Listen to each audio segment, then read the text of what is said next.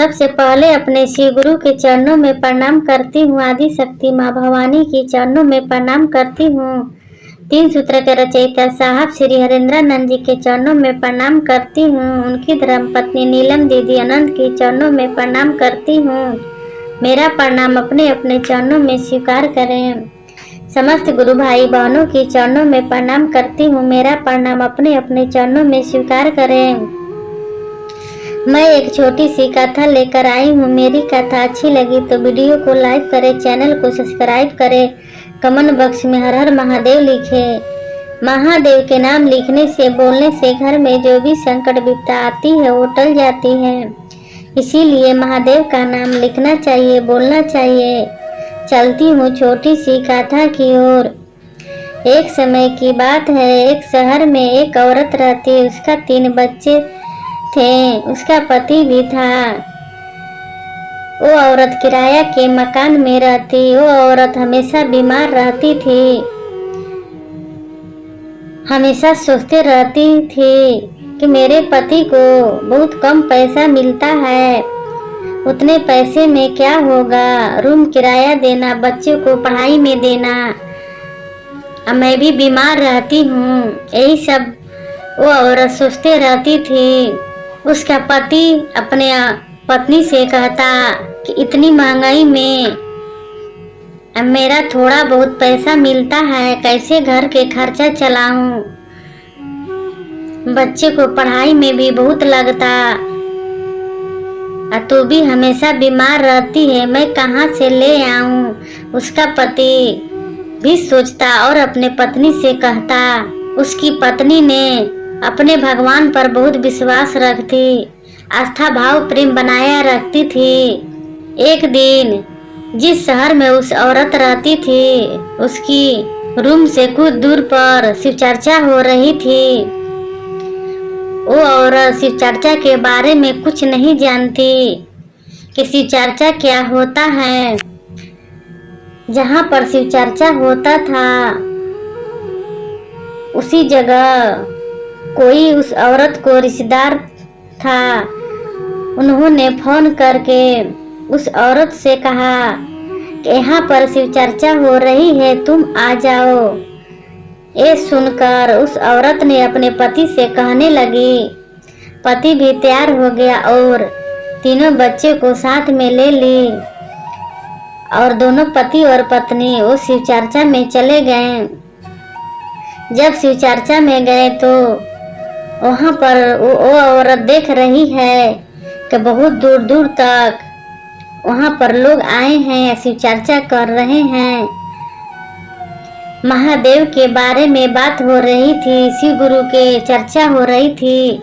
उस औरत को समझ नहीं आता ये लोग क्या कर रहे हैं, क्या बता रहे हैं। तभी ने जिसने फोन करके उस औरत को बुलाया था वो कहने लगा, बहन तुम शिव को गुरु बना लो, तुम हमेशा बीमार और दुखी रहती हो। शिव को गुरु बनाने से शिव गुरु बहुत दया करते हैं। अब औरत ये सब सुनकर हैरान हो गई, सोचने लगी मैं तो शिव चर्चा में आ गई, इसके बारे में कुछ जानती नहीं, मुझे समझ भी नहीं आता। और वो औरत और सोच रही थी क्या पता ये लोग पैसे मांगेंगे, मैं तो पैसे भी नहीं लेकर आई, ना मेरे पति के पास पैसे हैं। ये सब उस औरत के मन में चल रहा था। तभी ने जिसने फोन करके बुलाया था उससे पूछने लगी कि हे भाई ये शिव चर्चा में पैसा लगता है। उसने कहने लगा नहीं बहन, कुछ पैसा नहीं लगता है, अगर गुरु बनाना है तो तुम हाँ कह दो। ये जो गुरु भाई गुरु बहना आए हैं तेरा नाम का घोषणा हो जाएगा। तभी उस औरत ने बोली हाँ भैया करवा दो। अपना भी घोषणा करवाई और अपने पति को भी करवाई और तीनों बच्चे को भी करवाई। जब वहाँ पर शिव चर्चा खत्म हुआ, उस औरत ने प्रसाद लेके अपने घर आई तो वो भी 3 सूत्र का पालन करने लगी, चर्चा करने लगी। वो औरत हमेशा बीमार रहती थी, हमेशा दुखी रहती थी, मगर कभी किसी से नहीं कहती, हमेशा मुस्कुराते रहती थी, हंसते रहती थी।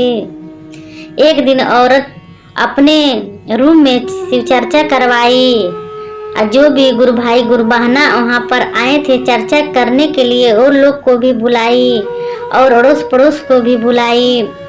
वो अपने रूम में धूमधाम से चर्चा करवाई।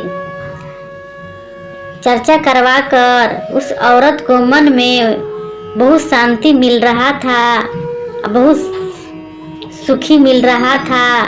ये सब अपने पति को बता रही थी। उसका पति ने कहने लगा, ये सब मुझे मत सुनाओ, क्योंकि हम विश्वास नहीं करते। जब इस शिव चर्चा में इतना ताकत होता और महादेव का दया होता तो तुम ठीक क्यों नहीं होती? हमेशा बीमार रहती है, कुछ ना कुछ होती है, कुछ ना कुछ होते रहती है, क्यों नहीं? तेरे शिव गुरु तुझे अच्छा कर देते हैं, तू इतनी विश्वास करती हो तो। अपने पति को ये सब बात सुनकर अपने दिल पर नहीं लेती, मुस्कुराते और काम करने लगती, अपने पति से कुछ नहीं कहती। वो औरत ने शिव गुरु पर बहुत विश्वास रखी थी कि मेरे महादेव एक दिन जरूर समय लौटाएंगे, दिन लौटाएंगे, मेरे भी अच्छे दिन आएगा। ये हमेशा अपने मन में सोचते रहती थी, मगर उसका पति विश्वास नहीं करता। मगर उसका पति कभी माना नहीं करता था। जहाँ भी शिव चर्चा होता था वो औरत चले जाती थी। उसका पति विश्वास तो नहीं करता था भगवान पर, मगर अपने पत्नी को कभी माना नहीं करता। जहाँ भी शिव चर्चा होता वो चले जाती। ऐसे ही समय गुजरते गया। धीरे धीरे जिस शहर में वो औरत रहती थी, उसी शहर में भी बहुत लोग शिव को गुरु बना चुके थे, शिव शिष्य भी बन चुके थे। उसी शहर में अब सप्ताही भी होने लगा, बहुत शिव चर्चा होने लगा। वो औरत शिव चर्चा में और महादेव में लीन हो गई थी। जितना शरीर पर कष्ट दुख आता वो कुछ नहीं समझती। जहाँ भी शिव चर्चा होता वो दौड़ी चले जाती थी, क्योंकि उस औरत ने अपने शिव गुरु पर बहुत विश्वास बनाई रखती थी। इधर उसका पति हमेशा बोलता कि तुम अच्छी रहती तो मेरा भी साथ देती, काम करती, मुझे तो थोड़ा बहुत पैसा मिलता है, उतने पैसे में क्या होगा? घर का खर्चे में, रूम किराया में और बच्चे के पढ़ाई में लग जाता है। बकीर उसकी पत्नी कैसे काम करेगी? उसकी पत्नी तो हमेशा बीमार रहती थी, हमेशा बीमारी से बहुत परेशान रहती थी, दुखी रहती थी कि वो काम भी नहीं कर सकती। हमेशा शिव गुरु से दया मांगते रहती थी कि हे महादेव मुझ पर दया करना, मेरा भी दुख शरीर से खत्म कर दीजिए, मेरा भी दुख उबारिए, मैं अपने बीमारी से बहुत दुखी रहती हूँ। अपने महादेव को सुनाते रहती थी। एक दिन उसका बच्चे बड़े हो गए, कॉलेज करने लगे। अब उसका पति सोचने लगा अब तो बच्चे कॉलेज भी करने लगे, अब तो ज्यादा पैसा लगेगा, कहाँ से लाऊंगा?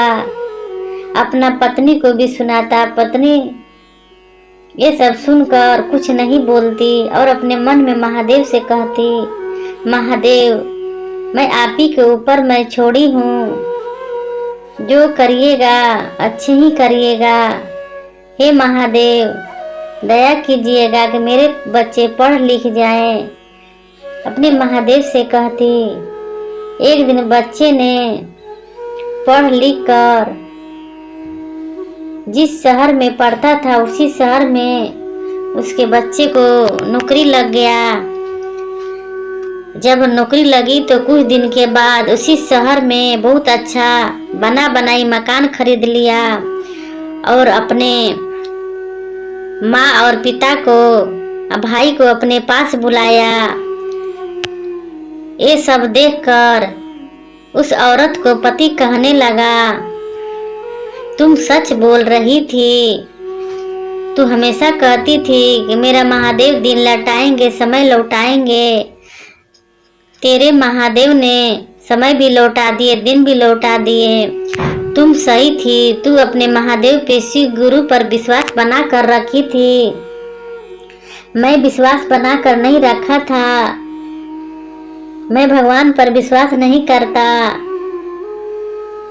आज तेरे विश्वास की वजह से आज हम लोग यहाँ तक पहुँच गए, बच्चे भी यहाँ तक पहुँच गया।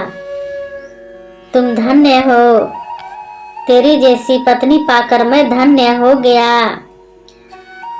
पति ने अपने पत्नी से कह रहा था कि तुम जीत गई, मैं हार गई।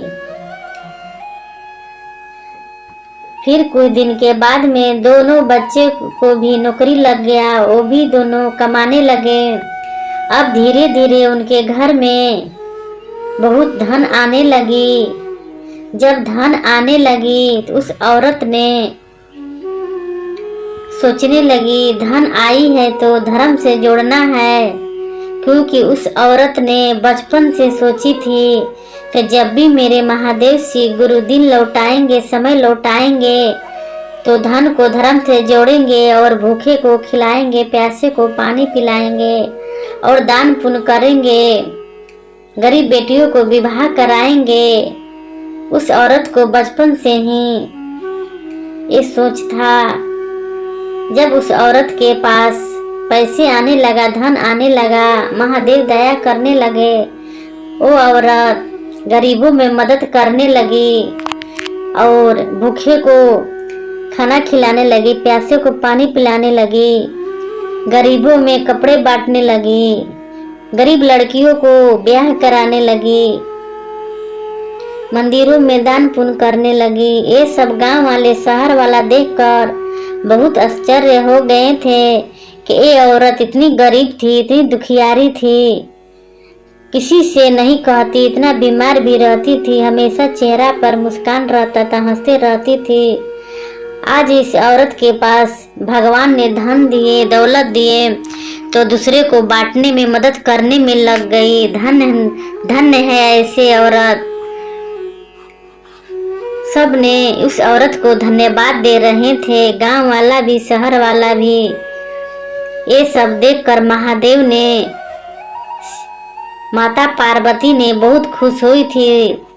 सारे देवी देवता भी फूल बरसा रहे थे। धन्य है महादेव, धन्य है आप, धन्य है आपकी शिष्या।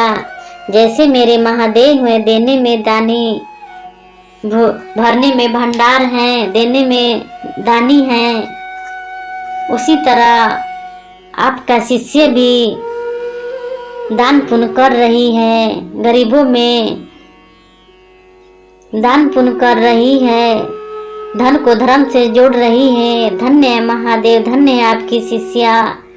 ये सब महादेव भी, माता पार्वती बहुत खुश थे, सभी देवी देवता भी बहुत खुश थे। उस औरत को जिंदगी बदल गई, समय बदल गया, बहुत सुखी से रहने लगी। महादेव को पूजा पाठ अर्चना एकदम दिल से, मन से करती थी। उसका पति विश्वास नहीं करता। अब उसका पति भी अपने पत्नी को साथ शिव चर्चा जहाँ भी होता वहाँ चला जाता और तीनों बच्चे को भी साथ में लेकर जाता, क्योंकि उसका पति को भी विश्वास हो गया कि जो भी धरती पर होता है सब महादेव करते हैं, मेरे शिव गुरु करते हैं, उनका मर्जी के बिना एक पत्ता भी हिल नहीं सकता। उसका पति को भी विश्वास हो गया था, इसीलिए जहाँ भी शिव चर्चा होता वहाँ भी उसका पति भी चला जाता। हमेशा दोनों पति और पत्नी शिव चर्चा करते और महादेव का हमेशा नाम जपते। अब वो लोग के घर में खुशियाँ आ गई।